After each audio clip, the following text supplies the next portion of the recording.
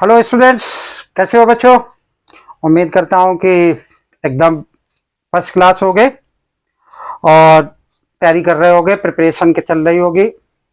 बच्चों, आज मैंने फिर लिख रखा है कि इस बोर्ड पर ट्रिग्नोमेट्री और ट्रिग्नोमेट्री के साथ में एक और वर्ड ऐड कर दिया, कंडीशनल ट्रिग्नोमेट्री। तो जिस दिन फर्स्ट डे ट्रिग्नोमेट्री का इंट्रोडक्शन दिया था उस दिन मैंने आपको बताया था कि ट्रिग्नोमेट्री हमेशा एक राइट एंगल ट्रायंगल में पढ़ी जाती है, लेकिन यहाँ पर आज मैंने लिख रखा है कि नहीं, ऑब्ट्यूज एंगल ट्रायंगल। तो बच्चों, कुछ कंडीशंस के साथ में आज ट्रिग्नोमेट्री को बताएंगे। और ये जो क्वेश्चन मैंने एक ही लिख रखा है बोर्ड पर, triangle ABC is the obtuse triangle and 10a and 10b are the roots of the equation 3x square minus 2 root 3x plus 1 is equal to 0। ठीक है, यानी इक्वेशन तो एक क्वाड्रेटिक इक्वेशन दे रखी है जिसके मैंने क्या बताया कि दो रूट्स हैं, एक 10a है और एक 10b है। तो जो भी हमारा पेपर होता है, चाहे वो एसएससी का हो, सीडीएस का हो, एनडीए का हो, ट्रिग्ना में अब एसएससी में सब क्वेश्चन पेपरों में जो है क्या होता है कि ट्रिग्नोमेट्री नहीं हुआ करता, सीजीएल में हुआ करता है बेसिकली, है ना। लेकिन एनडीए हो गया या सीडीएस हो गया, उसके पेपर में जो है ट्रिग्नोमेट्री के क्वेश्चन कई एक हुआ करते हैं। तो और किसी भी वैरायटी का उसमें हो सकता है, किसी भी लेवल तक जा सकता है, लेकिन हो सकता है कि सीजीएल में उस लेवल तक ना हो। लेकिन मैंने देखा कि कुछ आइडेंटिटीज बहुत लेंदी सी दे रखी है, वो मैंने पहले की वीडियो में सिंप्लीफाई भी कराई, ट्रिक के साथ में सिंप्लीफाई कराई। तो ऐसे ही ये क्वेश्चन लिख रखा है जो कि उन क्वेश्चन से क्या है कि डिफरेंट है, और उसमें क्या ऐड कर रखा है, कंडीशनल ट्रिग्नोमेट्री। ठीक है बच्चों, तो क्या कंडीशंस है, कैसे करेंगे इस क्वेश्चन को। कहीं पर ए लिखा, कहीं बी लिखा, कहीं सी लिखा। पूरे अगर क्वेश्चन में देखें, एक ही क्वेश्चन है लेकिन उसमें 3 पार्ट है।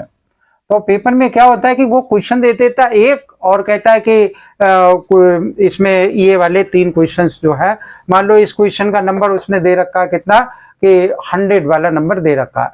तो कहा कि इन क्वेश्चन ने पहले ये स्टेटमेंट दे दिया और स्टेटमेंट के बाद लिखा उसने कि 101, 102, 103 जो क्वेश्चन नंबर है वो इस स्टेटमेंट से बेस्ड है।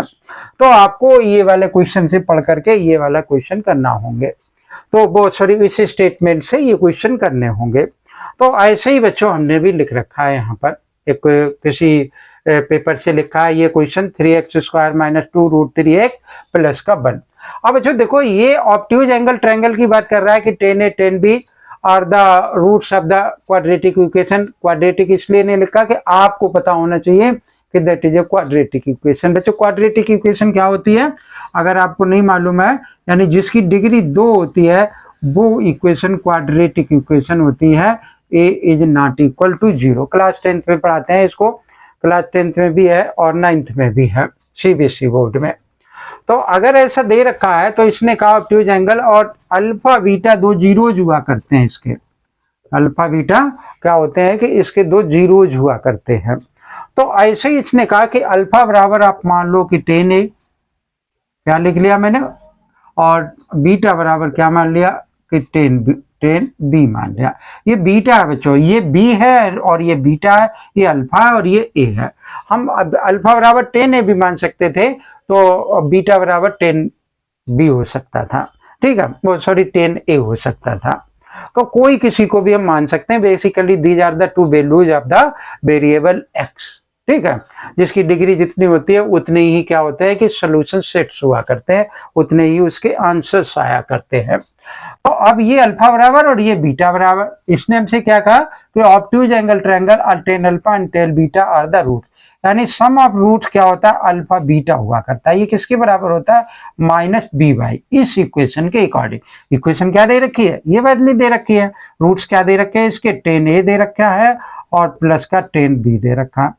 तो माइनस बी बाई ए, और माइनस ये कितना है 2 रूट 3, एक माइनस वहां और एक माइनस यहाँ पर, दोनों मिलकर के क्या हो जाएंगे, प्लस के बराबर हो जाएंगे।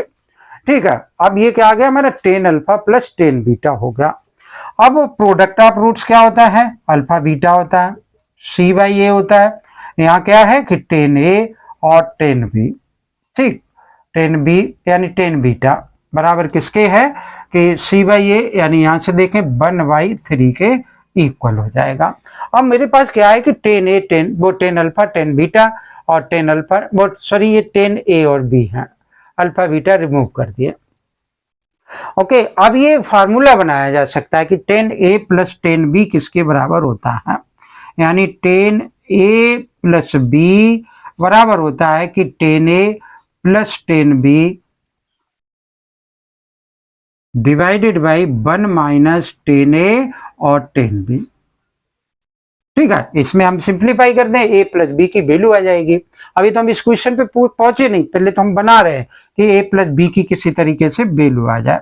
तो टेन ए प्लस बी, अब आप देखो टेन ए और टेन बी, यानी कहाँ गया टेन ए प्लस टेन बी किसके इक्वल दे रखा है, 2√3/3 के।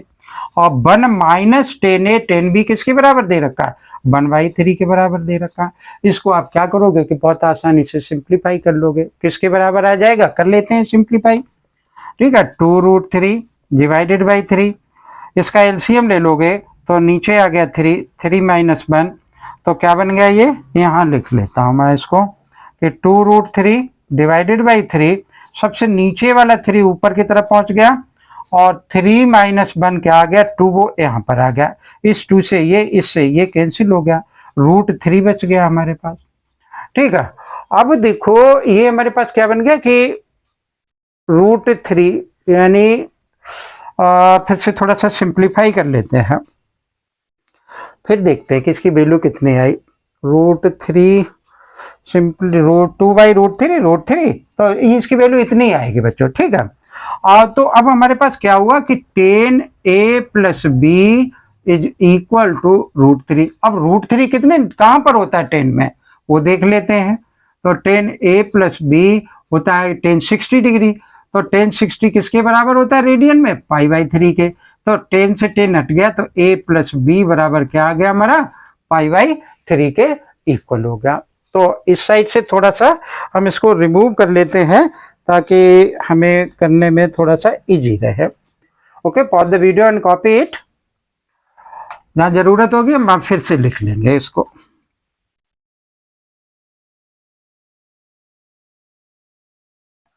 तो देखो बच्चों, अब हमारे पास क्या आ गया, a plus B is equal to π/3 के इक्वल होगा। अब मुझे वैल्यू, अब क्वेश्चन पे आते हैं, the measure of the angle सी।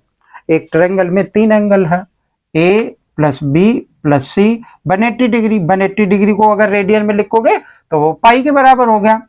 तो मुझे वैल्यू किसकी चाहिए, सी की, तो सी को तो मैंने इधर ही रहने दिया, pi minus a plus B लिख लिया। अब a प्लस बी की वैल्यू कितनी है, π/3, तो माइनस का π/3 का आ गया। ये कितना आ जाएगा, एलसीएम ले लिया, 3 आ गया LCM, 3 pi minus pi, this is equal to 2π/3।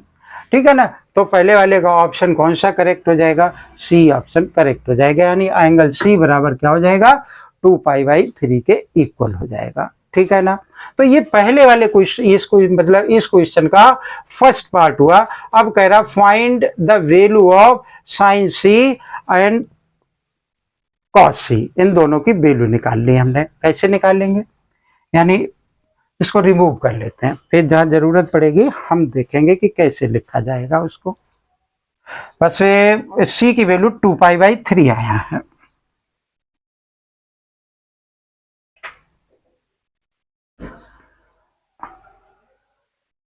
तो देखो बच्चों, यहां लिखा मैंने sign C plus cos C, इन दोनों की वैल्यू मैंने क्या करना है, फाइंड आउट करनी है।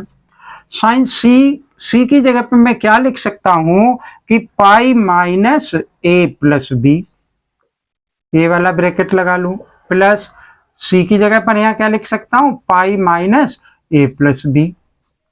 ठीक है, अब जो स्टूडेंट इस लेवल तक की ट्रिग्नोमेट्री जानते हैं उनको मालूम है कि सेकेंड क्वाड्रेंट में यानी sine pi minus theta is equal to sine theta के इक्वल हुआ करता है।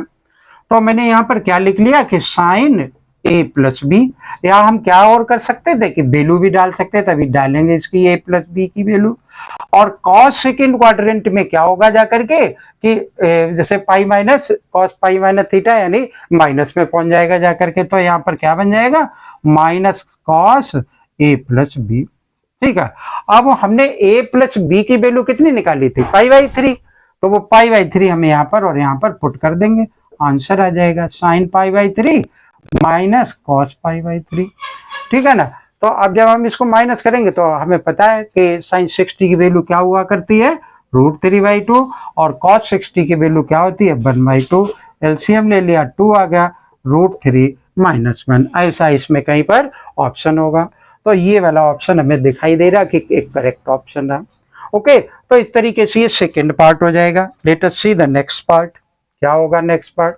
क्या कह रहा है कि 2 sin b is equal to √1 + tan²c। तो करते हैं इसको भी।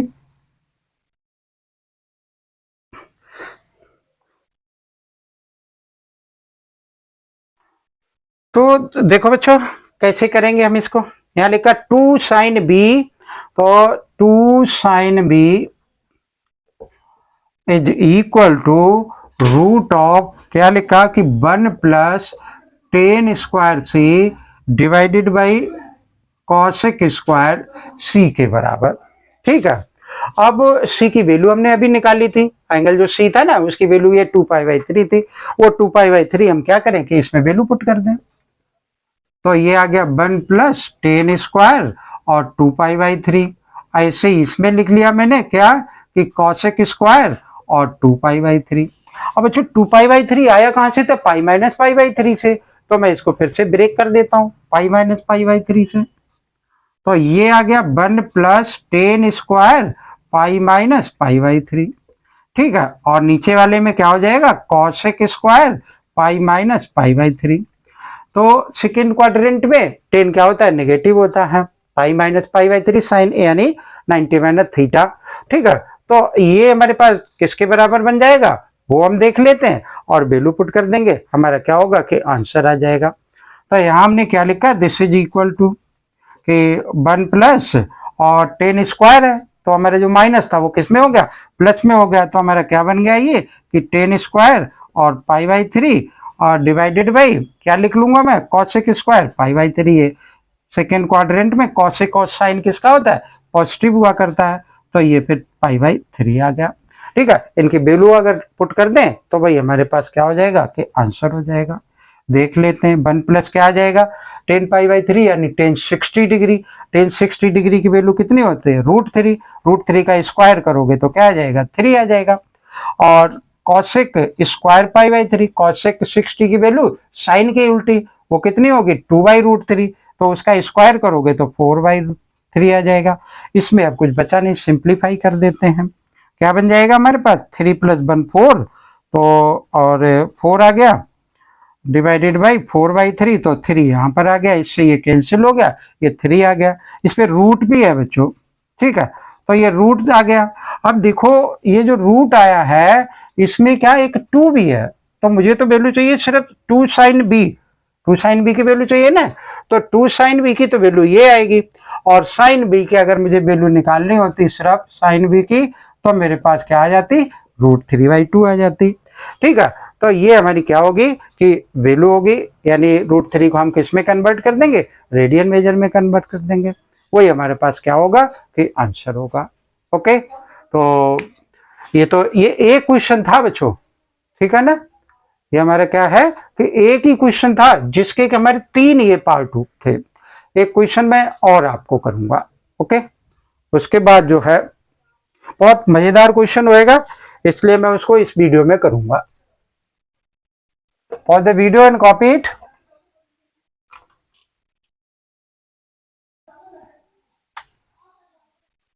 देखो बच्चों, ट्रिग्नोमेट्री बच्चों जितनी भी पढ़ी जाए उतनी कमी ही लगती है, लेकिन जिसका इंटरेस्ट क्रिएट हो जाता है उसको ट्रिग्नोमेट्री हमेशा बहुत अच्छी लगती है। ट्रिग्नोमेट्री का क्वेश्चन उसको लगेगा कि बहुत ही बढ़िया क्वेश्चन है।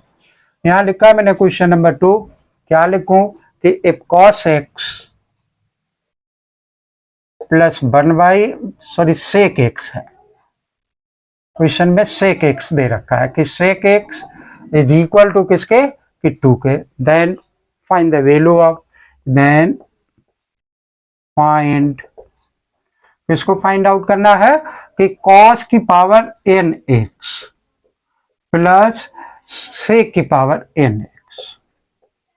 तो वैसे तो हम क्या बताया करते थे कि यहाँ पर ये जैसे x दे रखा है ना, तो ये दोनों x से एंगल डाल करके देख ले और 2 जहाँ कहीं पर भी आ जाए वही x की वैल्यू हम क्या करेंगे, यहाँ पर पुट करेंगे और आंसर हो जाएगा। लेकिन इसमें ऐसा नहीं हो रहा, कोई भी हम वैल्यू यहाँ पर डाल रहे हैं तो वो 2 के बराबर नहीं हो रही है। ठीक है, 1/2 बनी बनी रहेगी, √2 स्क्वायर नहीं है, इसलिए ये ऐसा बना रहेगा, है ना। तो लेट अस सी कि how to simplify this question. यहाँ मैंने लिखा cos x plus 1/cos x is equal to 2। एक क्या बनेगी, कोई क्वाड्रेटिक इक्वेशन बन जाएगी। कैसे बनेगी कि एलसीएम ले लिया तो cos स्क्वायर x प्लस 1 और divided by cos x is equal to 2। Cross multiplication कर दो इसको, तो ये क्या बन गया हमारे पास, cos स्क्वायर x प्लस का 1 is equal to 2 cos x। तो ये बन गया हमारे पास cos स्क्वायर x माइनस 2 cos x प्लस का 1। देखो बच्चों, अब ये क्या बन गया, एक क्वाड्रेटिक इक्वेशन बन गई। चाहो तो cos x is equal two by मान सकते हैं, तो by square minus 2y plus का 1 इज इक्वल टू 0। ठीक है, तो अब ये बाई माइनस 1 का होल स्क्वायर बन गया जा करके, ठीक है, इज इक्वल टू 0। तो by minus 1 is equal to 0। तो बाई की जगह पर हम क्या रख सकते हैं, cos x रख सकते हैं। cos x से यहाँ पे रखा तो cos x minus 1 is equal to 0। तो 1 कहाँ पर होता है, 90 डिग्री पे हुआ करता है ना। तो 90 यानी cos x की वैल्यू कितनी आ गई, 1 आ गई, और तो sec x की वैल्यू कितनी होगी, 1 ही होगी। ठीक है ना। अब जब ये sec x और cos x की वैल्यू 1 होगी, हम कहाँ पर पुट कर दें, इस जगह पर पुट कर दें। तो इस जगह पर अगर पुट करोगे तो क्या होगा, 1 की पावर n हो 2n हो जो भी हो, किसी क्वेश्चन में 2n भी दे रखी होती है, तो ये किसके बराबर हो जाएगी, 2 के बराबर आ जाएगी। तो इसमें ऑप्शंस लिखा नहीं, अदरवाइज ऑप्शंस गिवन है कि 2 की पावर n माइनस 1, 2 की पावर n माइनस 2 और 2 की पावर n। तो हमारा ऑप्शन क्या होगा, 2 आंसर, जो 2 वाला ऑप्शन होगा वो एक करेक्ट ऑप्शन होगा। ठीक है, वीडियो अच्छी लगे बच्चों जरूर लाइक करना, और वीडियो को जब भी देखा करें आप कंप्लीट वीडियो देखा करें ताकि आपको कुछ समझ में आए। ठीक है ना, वीडियो अच्छी लगे जरूर लाइक करें। चैनल अगर सब्सक्राइब नहीं कर रखा हो तो चैनल को सब्सक्राइब कर लें। Thank you.